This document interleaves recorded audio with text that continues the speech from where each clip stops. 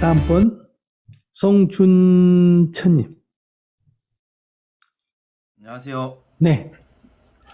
이렇게 질문하게 되어 영감입니다. 초등학교에서 소프트 테니스를 지도하는 송준찬입니다.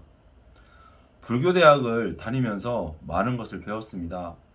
그런데 부처님께서 고아락을 버리라고 하셨는데 제가 지도하는 스포츠는 승패가 있다 보니 고락을 오갈 수밖에 없습니다. 그래서 제가 지도할 때 어떤 마음을 내고 아이들에게 지도를 해야 할지 모르겠습니다. 아이들이 지는 것을 보면 안타깝고 최선을 다하지 않는 모습을 보며 화가 나기도 합니다. 어떤 마음으로 지도를 해야 할까요? 어떤 게임을 하면 현실적으로 누군가는 이기고 누군가는 져야 되잖아요. 그죠? 근데 승패가 없다. 이런 거는 그럼 그런 걸 안 해야 돼요. 그러니까 그런 걸 하지 말든지. 한다면 승패는 있는 거예요. 그럴 때 이겼다고 좋아하지 말고 졌다고 실망하지 마라라고 가르쳐야지. 승패가 없다 이렇게 가르쳐서는 안 된다. 게임이잖아요. 놀이인데 놀이에 이긴 게 뭐 그렇게 대단한 거고 진 게 뭐 대단한 거냐. 전쟁이면 어때요? 이기면 살고 지기면 죽지 않습니까? 그죠? 그러나 우리의 인간관계는 서로 돕는 관계예요. 그러나 서로 또 경쟁의 측면이 있다. 최선을 다해서 경쟁하고 이기면 다행이죠. 그러나 다음에 또 질 수도 있는 거잖아요. 이거 지는데 목숨을 얼마 안 되고 그게 운동이면 운동이 되도록 하는 게 중요하다. 기록을 세우면 기록이 중요하지. 이거 진다는 건 별로 중요 안 하다. 누구와 하느냐의 차이가 나잖아요. 우리가 예를 들어서 어떤 시에서 달리기를 했다. 그러면 1등 하는 사람이 12초에도 1등 할 수가 있잖아요. 전국체전에서 했다.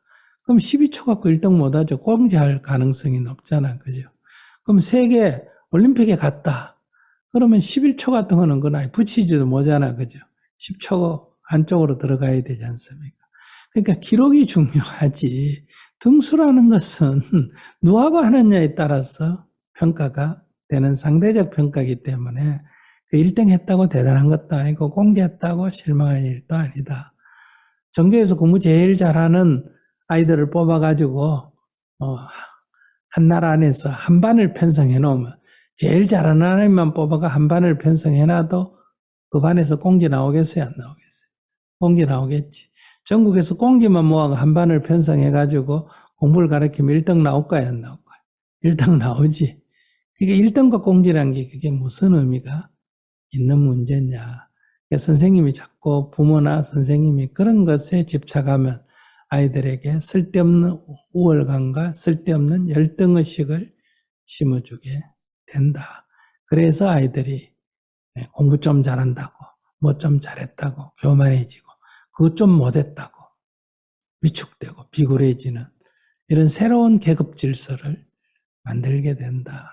그래서 선생님은 항상 기량을 키우도록, 그래서 서로 게임을 하면서, 경쟁을 하면서 더 키우도록 하는데 초점을 맞춰야지, 그 이기고 지는 걸 가지고 자꾸 너무 좋아하면 아이들이 그 심리적 부담, 질까봐 하는 두려움, 이겨야 된다는 심리적 부담을 오히려 경기에 역효과를 나타낼 수가 있다. 그런 관점에서 태권도를 가르치면 태권도를 잘 하도록 가르치고 대련을 시키면 이길 수도 있고 질 수도 있고 지네가 또 연습을 해가 어디가 잘못했네 하면 다음에 이길 수도 있고 이게 내가 약간 교만해가지고 연습을 안 하면 다음에 질 수도 있는 거고 그러니까 그런 데서 이겼다고 교만하지 말고 졌다고 낙담하지 마라. 이게 선생이 해야 할 일이지. 이게 뭐 같이 막 좋아해주고 지면 막 야단치고 화내고 이런다면 그 아이들에게 점점 그 승패에 부담을 안도록 만든다는 거예요. 이거 지금 뭐 할 거예요? 그때 그건 굉장히 중요하지. 지나놓고 보면 그거 이기나 그거 지나 그게 뭐 그리 중요한 문제. 그러니까 그런 입장에서 기량을 키우도록 최선을 다하고 연습을 하도록 하는 건 좋지만은 승패에 너무 연연하는 것은 좋지 않다. 그런 관점을 저는 가져야 더 훌륭한 지도자가 아니겠느냐 이렇게 생각합니다. 그리고 또 어떤 규칙이냐에 따라서 승패가 달라지거든요. 같은 음악을 해도 무슨 곡을 갖고 하느냐에 따라서 성패가 달라지고 무슨 악기를 다루냐에 따라서 성패가 달라지지. 모든 걸 다 잘하는 사람은 없지 않습니까? 태권도도 그 정해진 규칙 갖고 대련을 하면 성패가 달라지고 직접 싸우듯이 붙여두면 전년 그 대련에서 점수가 떨어지는 사람도 만약에 막상 싸움을 한다 그러면 그 사람이 훨씬 더 역량이 뛰어날 수도 있지 않습니까? 그렇기 때문에 그건 규칙에 따른 그냥 선발이지 그걸 갖고 잘한다 못한다고 할 수가 없다 이런 얘기예요. 그래서 우리 대한체육회에서 하는 태권도하고 북한에서 하는 태권도가 다르잖아, 그죠? 근데 이 경기로서의 태권도는 남한께 훨씬 더 발달되어 있지만은 하나의 그 무도로서의 태권도는 파괴력이 북한이 훨씬 더 셉니다. 이런 것도 그건 규칙을 어떻게 정하느냐, 뭘 중심에 볼 거냐에 따라서 다른데 그게 마치 절대적인 양 생각해가 그것 안 됐다고 기를 죽이고 하는 것은 바람직하지 않다. 저는 그렇게 생각합니다. 고락이라는 것에서 다짐하라. 그러니까 이겼다고 즐거워하면 질 때 괴로워진다. 이게 부처님의 가르침이에요. 이겼다고 좋아하면 졌다고 괴로워된다. 이기는 것에 대해서 그렇게 좋아 안 하면 졌다고 그렇게 낙담하지 않게 된다. 그러니까 이겼다고 교만하지 말고 졌다고 비굴하지 마라. 얼마나 좋은 말씀이야. 그래서 더 이겨도 교만하지 말고 겸손하게 더 연습을 하고 졌다고 비굴하거나 낙담하지 말고 더 연습을 해라. 당당해라.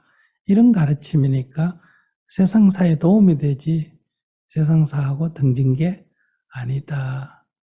네, 항상 지네들에 대해서 격려를 해줘야 됩니다. 질 수도 있다는 거.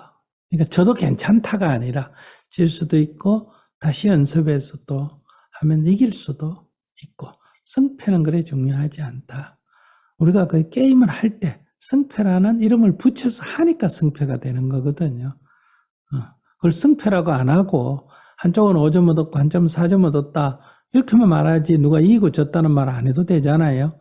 그러나 이제 우리는 그걸 승패라고 하니까 그러니까 이겼다고 교만하면 오히려 지도자는 교만해서는 안 된다. 겸손해라. 이렇게 얘기하고 졌다고 실망하고 낙담하지 마라. 다시 연습을 해라. 이렇게 격려해 주는 게 선생님이고 사회지도층이 해야 할 일이다. 감사합니다.